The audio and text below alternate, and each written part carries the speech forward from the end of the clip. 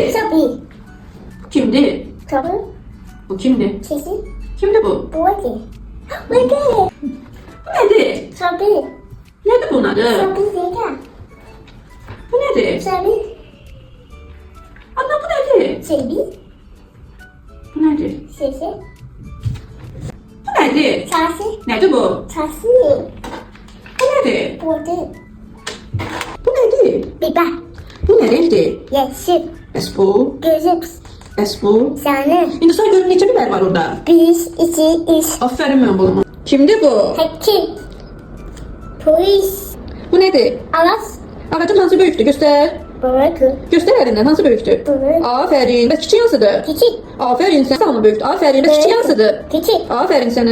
Bu nedir? Gazı. Sen görüm neçə ses var orada?